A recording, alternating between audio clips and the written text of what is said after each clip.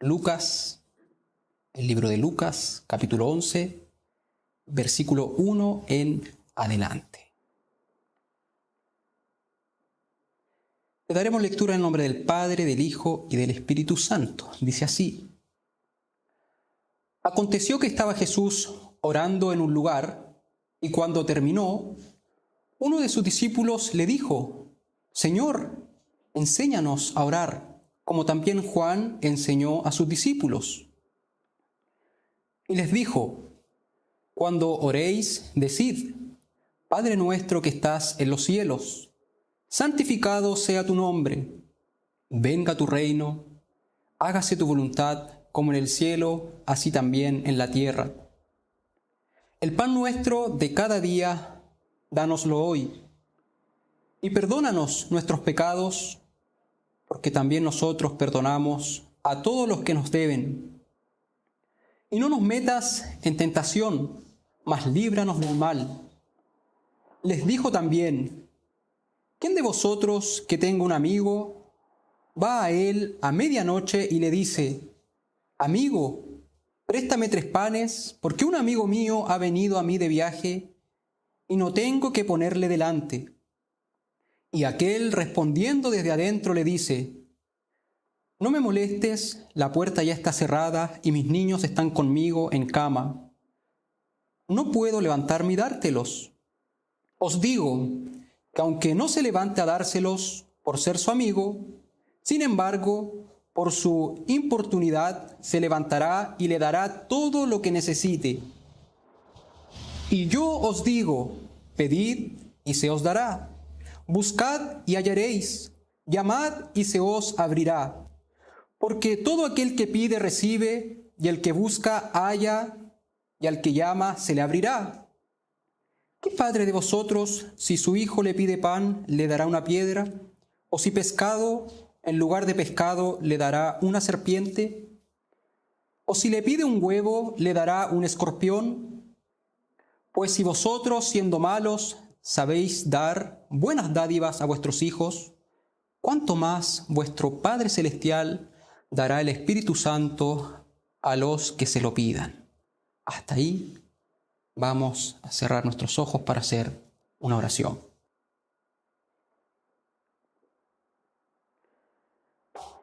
Dios eterno, Dios glorioso, en esta hora nos presentamos delante de su presencia para rogarle, Señor, que usted se manifieste en medio nuestro y nos hable a través de su palabra. Hable, Señor, a nuestras almas hambrientas, a nuestras almas sedientas, por su persona, por su presencia. Que su Espíritu Santo dirija, Señor, esta exposición y que la exposición sea para la edificación de su pueblo. Que todo lo que se realice, Señor, sea para la honra y gloria de su santo nombre. Todo se lo pido a través de Jesucristo. Amén y amén. Bien, mis hermanos, muy buenas noches. Es un agrado poder una vez más exponer frente a ustedes. Y vamos a continuar en el libro de Lucas. Habíamos leído los pasajes anteriores a este capítulo 11. Así que el día de hoy, con la ayuda de Dios, vamos a desarrollar Lucas capítulo 11, de los versículos 1 al 13. Y este sermón lo titulé El mayor hombre de oración enseñando a orar. El mayor hombre de oración enseñando a orar. Y los 13 versículos los dividí en 3 partes. Primero veremos un modelo de oración desde los versículos 1 al 4. Número 2, la persistencia en la oración, versículos 5 al 10. Y número 3, la fidelidad de Dios con los que oran, los versículos 11 al 13. Entonces, mis hermanos, para aprender sobre cualquier tema cuando queremos aprender cualquier cosa, siempre buscamos a un experto en aquello que queremos aprender, a expertos que dominen tales temas.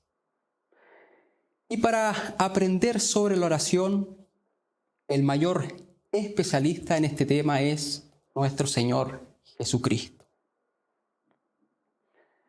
Hay una alabanza que escuché hace muchos años atrás de un compositor estadounidense, el cual se llama Keith Green. Y esa alabanza en español se titula así: Haz de mi vida una oración a ti. O haz de mi vida una oración para ti. Y en esta alabanza su autor pide a Dios que esas palabras sean una realidad en su vida. Y yo creo que Jesús cumple con ese modelo de una vida de oración. Jesús fue una constante oración a Dios.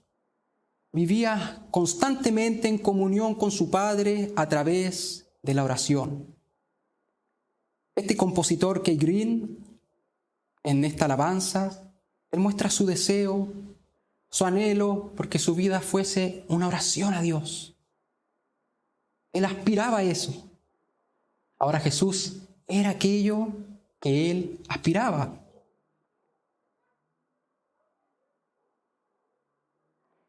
Jesús era una vida de oración. En los evangelios se nos dice constantemente que Jesús se apartaba para orar. Antes de enfrentar alguna situación, Jesús oraba. Después de enfrentar aquella situación, Jesús oraba. La vida de Jesús fue oración tras oración, una vida constante de oración. Y veíamos en el sermón que predicó nuestro pastor el día domingo que Jesús, aún estando en la cruz, estaba orando.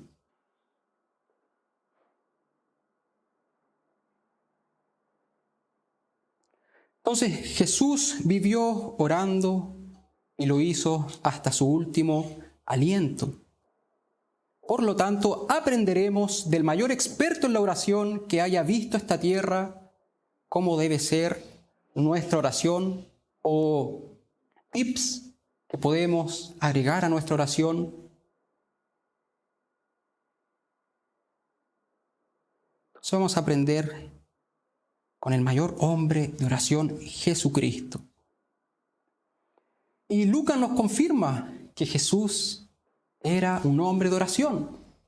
Versículo 1 dice: aconteció que estaba Jesús orando en un lugar.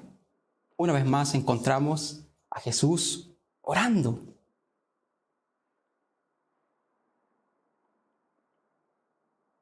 Y también Lucas nos menciona que uno de los discípulos de Cristo quedó tan profundamente impresionado por la manera en que Jesús oraba que le dijo: Señor, enséñanos a orar. Entonces, versículo 1 dice: aconteció que estaba Jesús orando en un lugar y cuando terminó, uno de sus discípulos le dijo: Señor, enséñanos a orar, como también Juan enseñó a sus discípulos. Entonces este discípulo de Cristo quedó tan profundamente impresionado por la manera en que Jesús oraba que le dijo: Señor, enséñanos a orar, y añadió: así como Juan enseñó a sus discípulos. Entonces, ahora a través de la respuesta de Jesús, aprenderemos algunas lecciones para aplicar a nuestra oración. Y veremos, en primer lugar, un modelo de oración, esta oración conocida como el Padre Nuestro. La misma oración también la encontramos en Mateo capítulo 6. Y vamos a verla no de forma tan profunda, pero sí sacar algunas lecciones de este modelo de oración. Versículos 2 al 4. Dice así: y les dijo: cuando oréis, decid, Padre nuestro que estás en los cielos, santificado sea tu nombre. Venga tu reino, hágase tu voluntad, como en el cielo, así también en la tierra. El pan nuestro de cada día, dánoslo hoy, y perdónanos nuestros pecados, porque también nosotros perdonamos a todos los que nos deben, y no nos metas en tentación, mas líbranos del mal. Entonces aquí tenemos un modelo de oración, donde podemos sacar lecciones para aplicar a nuestra oración. Y en primer lugar quiero que veamos a quién va dirigida y cómo debe ser nuestra actitud al orar. En la primera parte del versículo 2 aprendemos dos cosas: que la oración debe ser con reverencia, pero también con una cercanía íntima. Entonces, Padre nuestro que estás en los cielos. Esa primera parte nos muestra reverencia y una cercanía íntima. Reverencia, ¿por qué? Porque cuando oramos no estamos dialogando entre iguales, sino que miserables criaturas entran en diálogo con el Creador. Padre nuestro que estás en los cielos. Miserables criaturas entran en diálogo con el Creador. En Isaías 61 encontramos a Dios diciendo lo siguiente: el cielo es mi trono y la tierra el estrado de mis pies. Entonces, mi hermano, cuando uno va a la oración, uno se está acercando a ese Rey glorioso y santísimo. A Él nos presentamos cuando oramos. Entonces, trate de colocar en mente esa imagen de que dice Isaías: el cielo es mi trono y la tierra el estrado de mis pies. A ese Rey soberano que está por sobre todo rey, por sobre toda autoridad. A ese Rey soberano nos presentamos cuando vamos a orar. Y mi hermano, si en este mundo terrenal, cuando nos presentamos ante alguna autoridad para hacer algún trámite, cualquier cosa, cuando usted se presenta ante una autoridad en esta tierra, ¿cómo lo hace? Con respeto, con reverencia. Entonces, si mostramos respeto y reverencia ante autoridades terrenales, ¿cuánto más no deberíamos mostrar ante aquel que está sobre toda autoridad? Entonces, nuestra oración debe tener reverencia. Padre nuestro que estás en los cielos. Mas este temor reverente va de la mano de una segura confianza, ya que somos bien recibidos, ya que ese Rey glorioso, ese Rey que está por sobre toda autoridad, es también nuestro Padre, Padre nuestro. Entonces, esto muestra una cercanía íntima. La oración es con reverencia, pero también es el conducto que nos lleva a relacionarnos íntimamente con el Creador. Entonces, cuando vamos a la oración debemos ir con reverencia, pero también podemos entrar de forma segura. ¿Por qué? Gracias al sacrificio de Cristo, todo creyente, todo aquel que se haya arrepentido de sus pecados, que haya creído en el sacrificio de Cristo, que haya pasado por la conversión, ahora es un hijo de Dios. Puede llamar a Dios Padre. Eso connota cercanía íntima, como un padre con su hijo.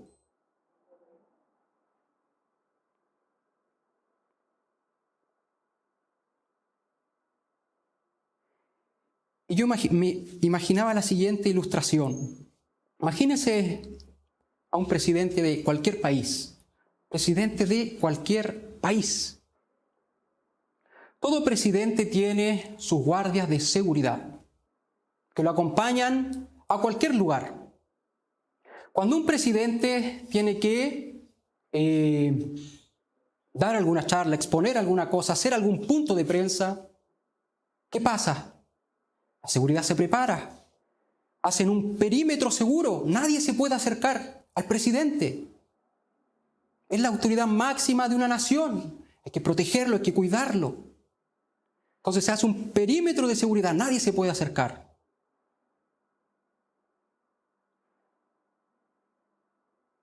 Entonces imagínense a ese presidente preparando lo que va a exponer.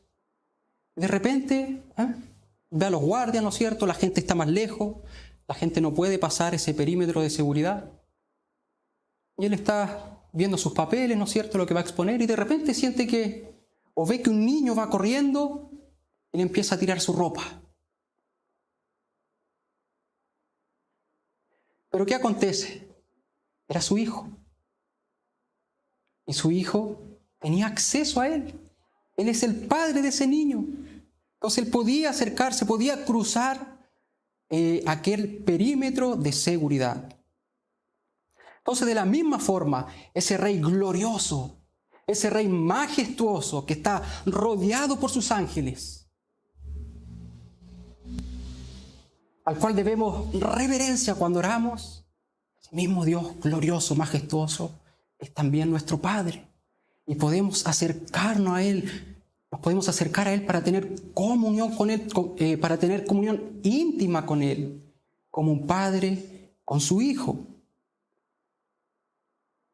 Por supuesto, todo gracias al sacrificio de Cristo.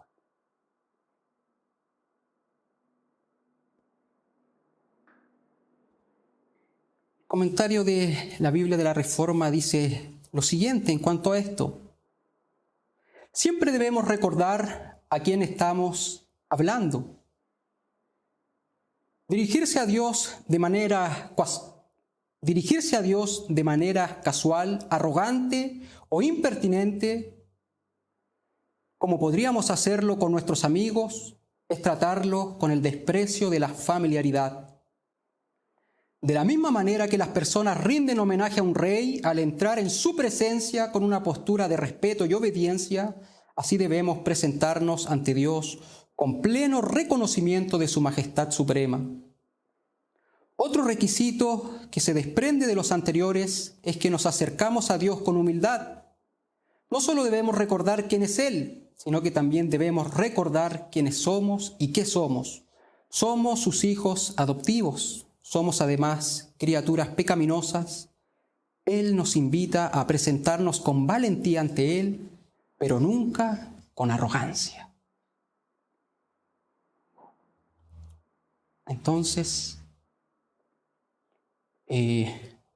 algo que podemos aplicar a nuestra oración es, cuando vamos a orar, debemos hacerlo con reverencia, pero también ir en busca de esa comunión como un padre la tiene con su hijo. Podemos acercarnos a ese Dios. Hebreo nos dice, acerquémonos pues confiadamente al trono de la gracia. Entonces podemos entrar con seguridad, con reverencia, con valentía, pero nunca con arrogancia. Luego vemos un aspecto vertical y uno horizontal en la oración. Desde la parte 2 del versículo 2 en adelante. Padre nuestro que estás en los cielos, después dice, santificado sea tu nombre, venga tu reino, hágase tu voluntad.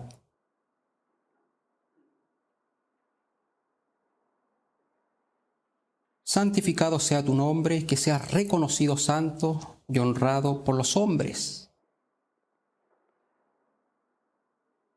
Hágase tu voluntad como en el cielo, así también en la tierra.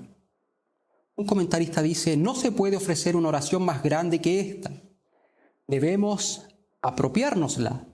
Que tu voluntad sea hecha primero en mi corazón, igual que en los cielos, entonces que tu voluntad sea hecha en todos los ámbitos de la tierra.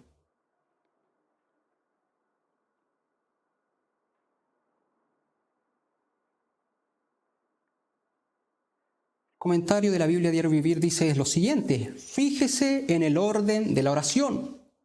Jesús primero alaba a Dios y luego presenta sus peticiones. Alabar primero a Dios nos prepara mentalmente para expresar nuestras necesidades. Muy a menudo nuestras oraciones parecen más una lista de compras que una conversación con Dios. Entonces, Padre nuestro que estás en los cielos, santificado sea tu nombre. Venga a nosotros tu reino, hágase tu voluntad. Vemos un sentido vertical en la oración. ¿Cuál es el sentido vertical? Una oración que primero se enfoca en Dios. Una oración que primero se enfoca en Dios. Venga a tu reino, hágase tu voluntad, santificado sea tu nombre. Como decía el comentario Diario Vivir, muy a menudo nuestras oraciones parecen más una lista de compras que una conversación con Dios. Que perdemos de vista este enfoque vertical de nuestra oración. Enfoque que debe hacernos mirar a Dios. Luego encontramos en la oración un sentido horizontal. La oración pasa del sentido vertical al sentido horizontal, donde se consideran nuestras necesidades, las cuales también dependen totalmente de Dios. Versículos 3 y 4. Vemos cada oración aquí representa alguna necesidad física, necesidad del perdón de Dios y la dependencia espiritual que tenemos de Él. Versículos 3 y 4 dice así: el pan nuestro de cada día, dánoslo hoy, y perdónanos nuestros pecados, porque también nosotros perdonamos a todos los que nos deben, y no nos metas en tentación, mas líbranos del mal.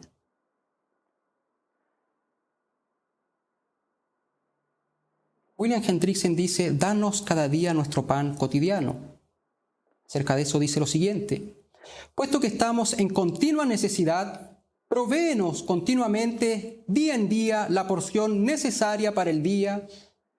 Y aquí pan indica todo lo que es necesario para sostener la vida física.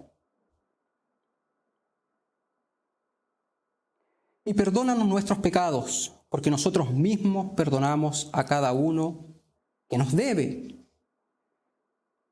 Quiere decir que nuestra disposición de perdonar, no quiere decir que nuestra disposición de perdonar gane el perdón de Dios. Más bien la gracia perdonadora de Dios está basada solamente en los méritos de Cristo, aplicados por gracia a nosotros. De ese modo nuestros pecados son puestos sobre Cristo y su justicia nos es imputada a nosotros.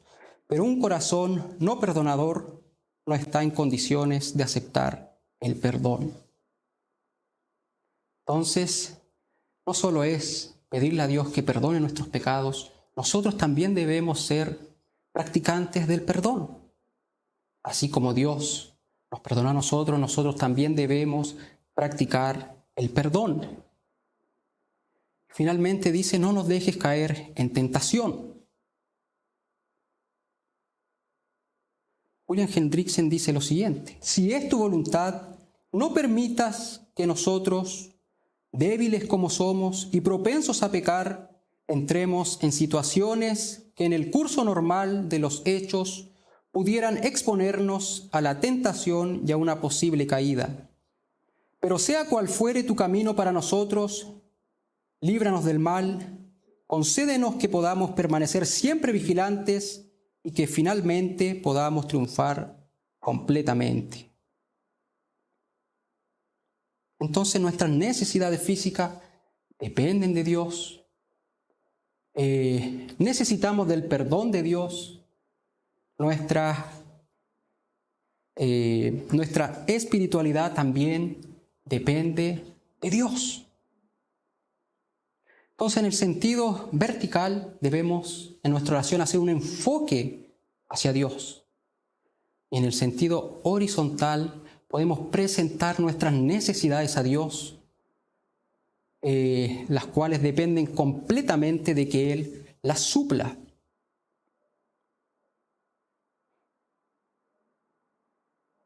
Entonces, en el modelo de oración presentado por Jesús, aprendemos que nuestra oración debe ser con reverencia y una confianza segura que seremos recibidos, ya que Él es nuestro Padre Celestial. Vemos también un sentido vertical que se enfoca en Dios y un sentido horizontal donde presentamos nuestras necesidades, las cuales dependen de la provisión de Dios.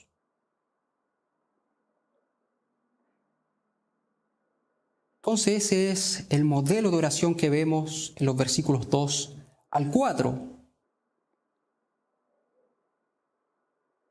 Luego en los versículos 5 al 10 vemos la persistencia en la oración.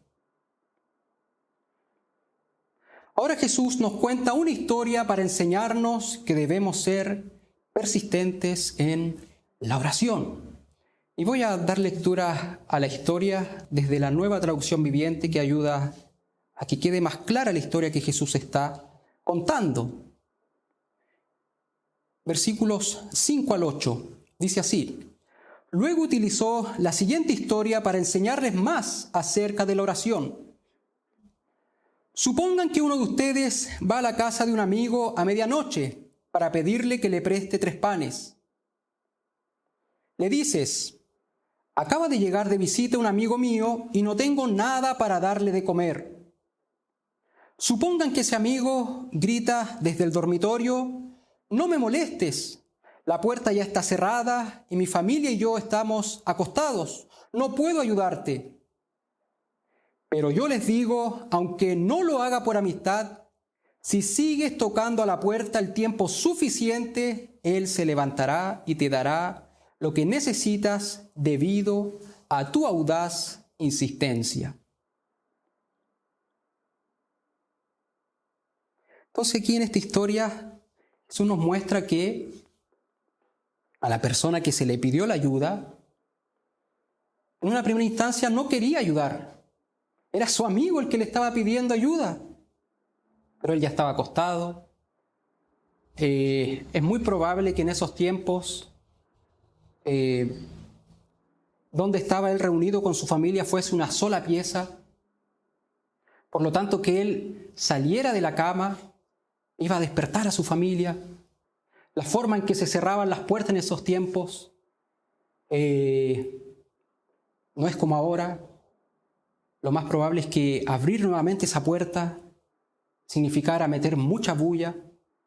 Entonces, a la necesidad del amigo, él responde: no me molestes, estamos descansando, ya cerré la puerta.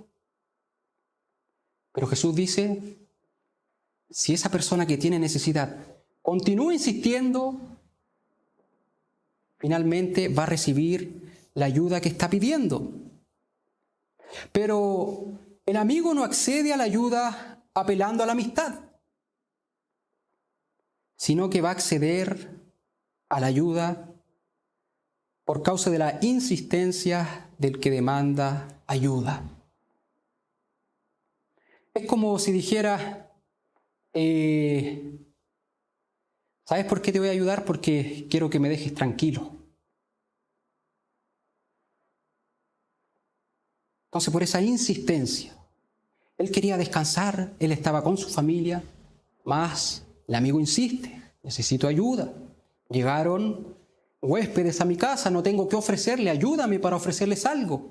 Insiste, insiste. Finalmente el hombre accede a ayudarle por la insistencia. Comentario de la Herencia Reformada dice: la parábola no retrata a Dios, sino que enseña por contraste. Si este hombre reacio pudo ser convencido para ayudar por la persistencia, por la persistencia y el no aceptar un no por respuesta, cuánto más un Dios lleno de gracia, Padre celestial, amoroso, oirá las oraciones persistentes pero reverentes de los creyentes. El punto es este: si aún un amigo terrenal ciertamente daría la ayuda sin importar el motivo, el Padre celestial, de cuya motivación no cabe dudas, ¿no contestará generosamente nuestras peticiones? Entonces Jesús, a través de esta historia, nos enseña que nuestra oración debe ser con persistencia. Debemos persistir en nuestras oraciones.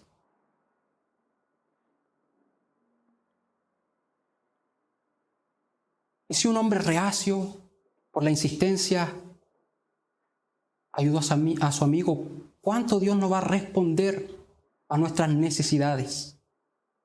Siendo que Él es un Dios bondadoso, amoroso con sus hijos. Ahora, luego de esta historia, Jesús enfatiza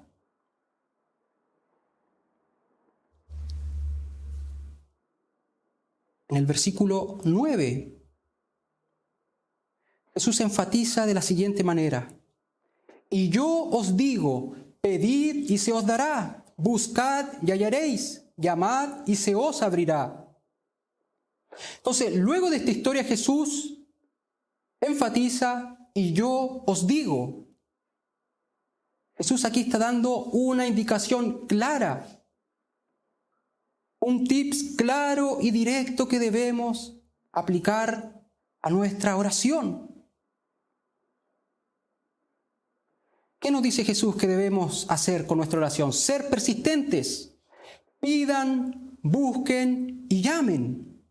Pedid y se os dará. Buscad y hallaréis. Llamad y se os abrirá. Pidan, busquen y llamen, ya que si lo hacen, recibirán, hallarán y se les abrirá. Los verbos usados por Jesús muestran progresión. Primero tenemos pedir, que es ser consciente de la necesidad que se tiene. Luego tenemos el verbo buscar, el cual implica actuar para suplir la necesidad. Y finalmente tenemos el llamar, que es insistir hasta ver la necesidad satisfecha. Entonces, pedir, primero usted entiende que tiene una necesidad, pide. Luego buscar, actúa, trabaja para suplir esa necesidad. Finalmente, llama, golpea, hasta que esa necesidad es satisfecha. De esta forma Jesús nos enseña a persistir en la oración, lo que también implica practicar constantemente la oración. Y Jesús está diciendo que cuando uno persiste en la oración, es constante en la oración, va a tener respuestas. Jesús nos enseña a persistir en la oración, lo cual implica practicar constantemente la oración, y Él nos dice que la respuesta va a ser segura. William Hendrickson, comentando acerca de esto, dice: en cuanto a la promesa que se cumple cuando se obedece el mandato, en cada caso la correspondencia entre el mandato y la promesa es exacta. De ahí pedir va seguido de dado, buscar de encuentra y llamar de abierto. Nótese que en los versículos 9 y 10 esta promesa, en una forma u otra, aparece no menos de 6 veces. Las primeras 3 promesas del versículo 9 virtualmente se repiten en el versículo 10 y hasta se enfatizan por la palabra introductoria, quien quiera que, cuyo carácter inclusivo es enfatizado nuevamente por el que y al que, como para decir, de aquellos que obedecen el mandato, ni siquiera uno será desilusionado. A todo sincero seguidor del Señor se promete una respuesta al tipo de oración que va acompañada de búsqueda y de llamado. Entonces Jesús nos está dando esta enseñanza, esta lección. Jesús está diciendo, yo os digo, sean persistentes en sus oraciones, persistan en sus oraciones. Y la persistencia en la oración muestra que aquella oración no son palabras lanzadas al aire o porque estamos buscando hacer frases bonitas cuando oramos, sino que la persistencia muestra su verdadero deseo y anhelo por lo que pide en la oración.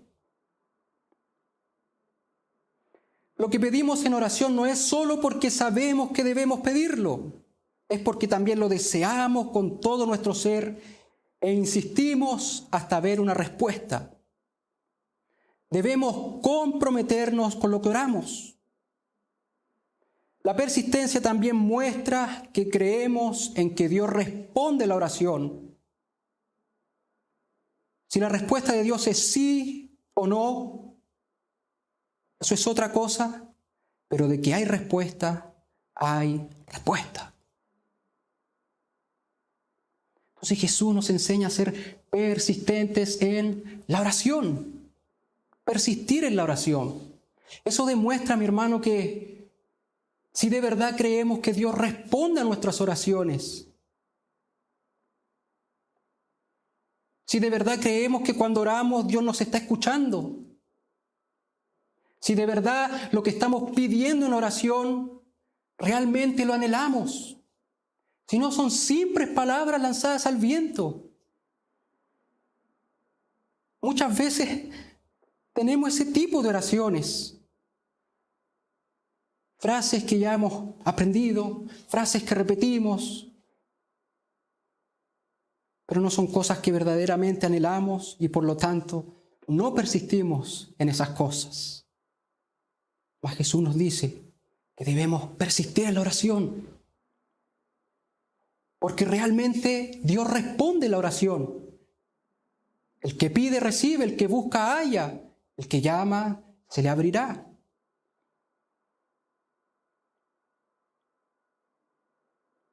Debemos buscar, ser persistentes en la oración y buscar una respuesta. A veces Dios dice no. A Pablo Dios le dijo no. Quita de mí este aguijón. No, Pablo, bástate mi gracia. La respuesta fue no, pero tuvo respuesta.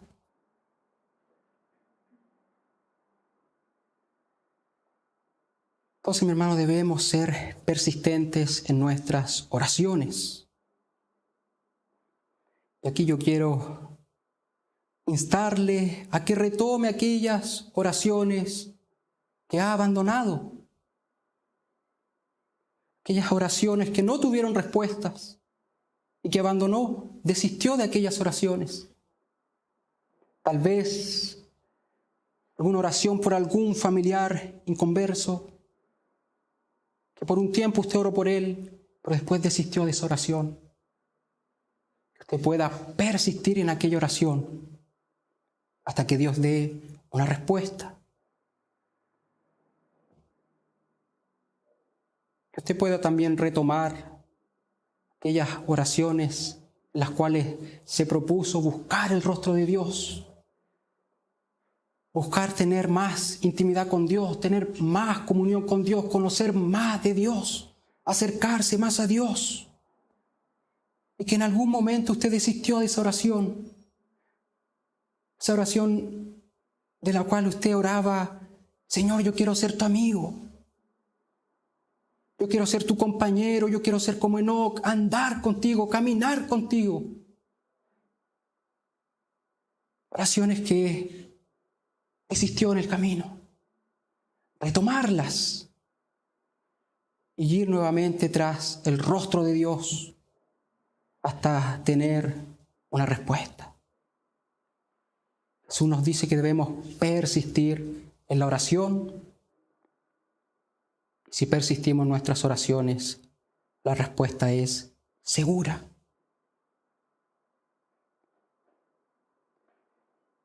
Y finalmente, punto 3, la fidelidad de Dios con los que oran.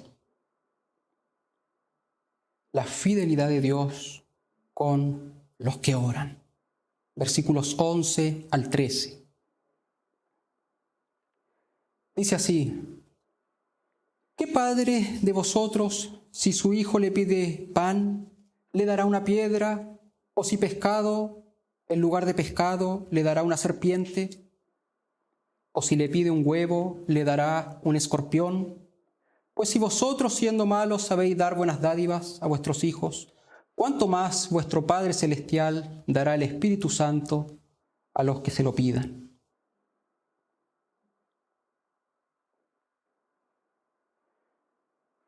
William Hendrickson comenta de estos versículos lo siguiente: ahora, si aún un padre terrenal, aunque malo por naturaleza, provee a sus hijos solamente cosas buenas y no con cosas que pudieran causarles daño, con cuánta mayor razón el Padre Celestial, literalmente el Padre del cielo, que está libre de toda maldad y es en realidad la fuente de toda bondad, dará que, aquí la versión de Mateo dice buenas dádivas, mientras que Lucas dice el Espíritu Santo. Estas dos están en perfecto acuerdo porque no es el Espíritu Santo la fuente misma de todo lo que es bueno.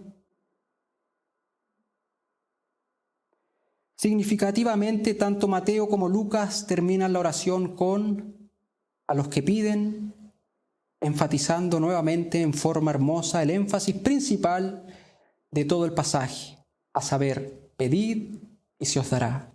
Quien quiera que pide, recibe. Entonces aquí otra ilustración. Si padres malos, pecadores, dan buenas dádivas, buenas cosas a sus hijos, desean el bien para sus hijos, ¿cuánto más nuestro Padre Celestial no nos dará lo que necesitemos para nuestras necesidades?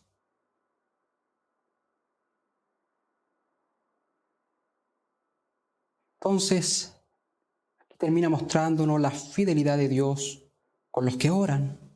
Dios es fiel a su palabra y Él cumple sus promesas. Por lo tanto, mi hermano, debemos orar con persistencia, ya que Dios nos responderá.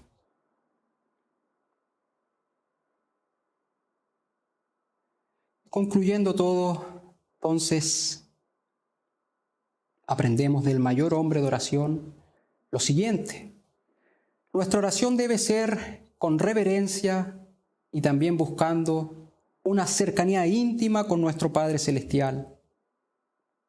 Cristo nos da un acceso libre y seguro. Padre nuestro que estás en los cielos. Nuestra oración debe ser vertical y horizontal. Verticalmente, nuestra oración debe enfocarse en Dios. Y horizontalmente, presentamos nuestras necesidades para que dependan de la providencia de Dios. Debemos también persistir en nuestras oraciones y Dios es fiel con los que oran. Y quiero finalizar con una frase, más bien una parte de esta alabanza que mencioné al principio, de Kay Green: haz de mi vida una oración a ti. Una parte de una estrofa dice lo siguiente: haz de mi vida una oración para ti. Quiero hacer lo que quieras que haga, sin palabras vacías ni mentiras piadosas, sin oraciones simbólicas, sin compromisos. Entonces, mi hermano, que nosotros podamos desear como Keidrin que nuestras vidas sean una constante oración a Dios. Y imitemos en eso a nuestro Señor Jesucristo. Que nuestra vida sea una constante oración a Dios. Amén. Le invito a cerrar sus ojos para finalizar con una oración.